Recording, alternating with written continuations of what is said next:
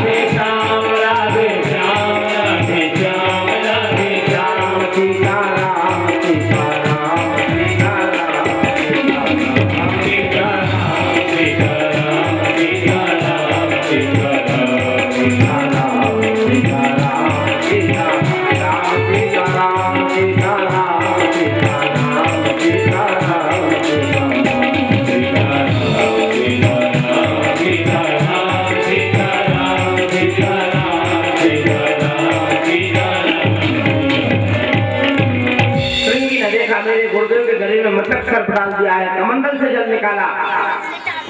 ब्रह्म तेज बहुत प्रखर होता है, परमात्मा फैल है। इति लंघित मर्यादा तक्षका सप्तमे हनि, जिसने ऐसी मर्यादा का अतिक्रमण किया है उसको मृतक तक्षक सर्प जिंदा होकर के 7वें दिन डसे और वो मर जाए। बात बिल्कुल पक्की, डसना नहीं। हनि हन्यते मृत्यु को प्राप्त हो गया। और जैसे ही श्राप हुई वैसे बाबा जी क्या बात है, संगी रोते क्यों? आपके गली में किसी ने सर्प डाला, चलो ठीक है, साधु के घर जिसके पास जो है वही ना डालेगा। आपके पास कोई हमसे कहता बाबा जी की इतने बड़े चंदन क्यों लगाए? कई बार ऐसा प्रश्न हो जाता है ट्रेन में, कभी ऐसे ही। तो हम कहते भैया हम इतने लंबे चौड़े चंदन इसलिए लगाए हैं और तुम्हें लगाना हो तो हमें क्या फायदा है? लोगों को फायदा क्या है? आजकल तो लोग फायदा के लिए परेशान है। फायदा तो कोई भी कंपनी का जो प्रयोगशाला था पहले फायदे आते हैं उसमें एक में, इतने फायदे बाद में उसका कोई फिक्र नहीं। तो बाबा चंदन लगाने से क्या फायदा? मैंने कहा इतने लंबे चौड़े चंदन लगाने से तुम शराब के ठेके पे खड़े नहीं हो सकते, तो हो हिम्मत तो जाकर खड़े हो जाओ। चंदन ने तुम्हें इतने बड़े हादसे से बचा लिया प्रेमियों, और तुम चंदन से आशा क्या रखते हो? तो बताओ, इतना बड़ा हादसा। बाना दीन दयाल को तिलक छाप और माल, जमदल पे कालू कहे माने भूपाल। जहाँ भगवान के राम नाम धनुष बाण चंदन होते हैं उस घर में यमराज नहीं जाते। और जहाँ लिखा हुआ है कुत्तों से सावधान, उसमें नाम साफ चले जाते हैं। बोले ये हमारा घर है, चलो उसमें हम विष्णुदूत नहीं जाते। रामायुध अंकित गृह शोभा वरण न जाए, नव तुलसी के वृंद का देखी हरस। हनुमान जी को प्रसन्नता हो गई, यहाँ तो कोई भगवत भक्त विराजमान है। लंका जैसे पाश्चात्य देश में जहाँ कान में धर्म नहीं सुनने आता है, वहां भी चंदन चोटी का दर्शन हो गया। हनुमान जी नाच गए, हरस कपी लगा। हम निवेदन कर रहे थे, इतनी लंघित मर्यादा तक्षका सप्तमे हनि। क्या समय हो गया भाई, खराब हो गया, 6 बज गया। बोलिए आनंद कंद भगवान की, राम का नाम। कथा थोड़ी लेट चल रही, गाड़ी जो लेट होती है वो स्टेशन पर विलम्ब से पहुंचती, लेकिन खींचेंगे बीच में, अभी भर्ती भरेंगे, कल थोड़ा विलम्ब हुआ। आइए, महाराज परीक्षित को श्राप हो गया। श्राप होकर के वो आनंद नामक तक्षक अपने बड़े पुत्र जन्मेजय को राज्य देकर के और विचार किया कहाँ जाए। भाई जिसको डॉक्टर जवाब दे दे कि अब तुम कुछ ही दिनों के हो, तो घर में तो पड़ा कर आत्मा भटकती है। महाराज परीक्षित चाहते तो व्यवस्था करते, लेकिन नहीं, उनको विश्वास था कि यहाँ मरना तो पड़ेगा, यहाँ बच नहीं सकता था, और संसार में मरोगे तभी सुखी रहोगे। एक महात्मा हमारे यहाँ अयोध्या जी में रामघाट में बराबर मूर्ति जलते रहते हैं रात में, तो 10-20 मूर्ति जल रहे थे, 10-20 रखे थे। एक साधु कूद गए उस मूर्तों में, तो जलाने वाले बोलते देखो बाबा जी क्या कर रहे हैं? अरे बोले बाबा जी क्या करेंगे, शांत नहीं रहते। तो महात्मा जो मुर्दे रखे थे, बाबा जी सबके पास गए, किसी का पेट ठोका, किसी का मुंह देखा, किसी के कान में कुछ कहे, चलने लगे। तो जलाने वाले बोले बाबा थोड़ा इधर आओ, क्या बात है, क्या कर रहे थे? बोले इनसे कुशल क्षेम पूछ रहे थे। लोग बोले बड़े अजीब बाबा, मुर्दों से? बाबा जी बोले जिन्नों से पूछेंगे तो झूठ बोलेंगे, सच्ची तो मुर्दा ही बताएगा। किसी स्वस्थ आदमी से पूछो सही नहीं बताएगा। बाबा बड़े परेशान, बड़ी घाटा, ये नहीं कहेगा कि 1 करोड़ का टर्नओवर कल ही रिटर्न लिया है। बाबा मरे जा रहे हैं, एक कोई आज तक ऐसा लगा बड़ी मस्ती है, आनंद है, आओ बाबा तुम भी रहो हम भी रहेंगे, कोई ऐसा आदमी आज तक हमें ब्रह्मांड में नहीं मिला। रो नहीं हुआ, मुर्दा स्पष्ट कहता बाबा मस्ती में पाँव पसार में पड़े, नया कपड़ा ओढ़े, ये बदमाश सब रो रहे, देखो लाइन। तो लोगों ने कहा बाबा मुर्दों ने आपको कुछ बताया तो बताओ। बाबा बड़े दार्शनिक थे, बोले हाँ बताया है, सुनना पसंद करो तो बता दे। बोले बताओ बाबा मुर्दों ने क्या कहा? बोले मस्त राम मुर्दों से पूछे हमको कछु बताओगे? एक मुर्दा यूं बोला बाबा मरोगे तब सुख पाओगे।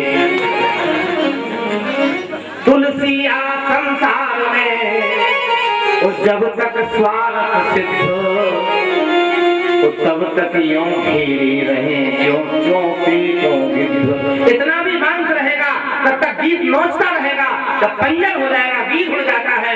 उसी प्रकार तुम्हारी दशा है, थोड़ा भी यश रहेगा गन्ना पत्ते देखो एक बार और कोल्हू में लगाओ और लगाओ एक बार, पूरा निचो जाएगा, छोई फेंक देंगे।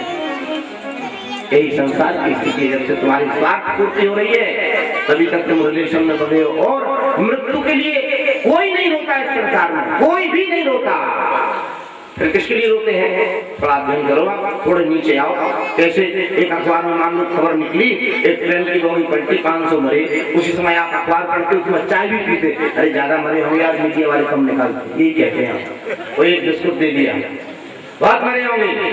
और पढ़ते पढ़ते पता लगा कि हमारे फूफा जी थे इसमें, कब छूट जाएगा, बिस्कुट बाहर आ जाएगा, आंसू निकल आएंगे। अब विचार करो 500 आदमी की मृत्यु में तुम्हें न रुला पाया, और एक व्यक्ति क्यों उसके बोले उससे हमारा संबंध था।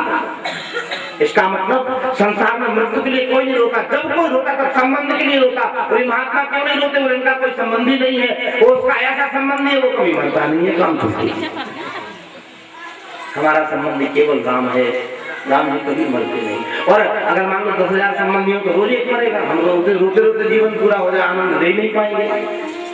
इसलिए संबंध धीरे धीरे समाप्त करते हैं। देख लिया दुनिया का सारा नजारा, ना हम किसी के न कोई नहीं। इसलिए परीक्षित जी महाराज ने बड़े पुत्र को सिंहासन दे करके उसको कर्तव्य बोध करा करके, अच्छा गए कहाँ? बहुत बढ़िया सूत्र है जो हमारे आपके लिए है, इसकी व्याख्या तो कल हो पाएगी। आनंद नामक तट पर गए। आनंद नामक तट मतलब वास्तव में मरने के समय अगर आनंद आ जाए तो जीवन की सारी समस्या का समाधान, सारे दुख, दुनिया भर का उपद्रव, नगर की उधारी, लोगों का टेंशन, मृत्यु के समय लोग इकट्ठा करता है। जल्दी करो, कल होने वाला है, मर जाने 2 महीने में, फटाफट कर लो। जितना टेंशन इस विराट का है, मरने के समय आता है, लेकिन परीक्षित का सूत्र देखें, मृत्यु के समय तट आनंद नामक तट पर बैठे हैं। मृत्यु भी आनंद से हो, मरना है तब है तो फिर तैयारी से करो, उसमें क्या डर की बात है। लेकिन वो तुम्हारे ऊपर होना, सावधान रखना, रिजल्ट नहीं गड़बड़ा जाए। रिजल्ट बाद में आता है, परीक्षा पहले होती है। ऐसे जो मरने का दिन हमारा रिजल्ट है, कोई अगर बढ़िया बन गया तो उत्तीर्ण हो गए, प्रमोशन हो जाएगा, गुरु गोविंद भगवान की। परीक्षित जी महाराज सर्वस्व त्याग करके आनंद नामक तट पर आ गए हैं। महर्षियों को पता लगा है, इकट्ठे हैं, एक रात कम से कम दी जाए तो राम का नाम लेकर जो मर जाए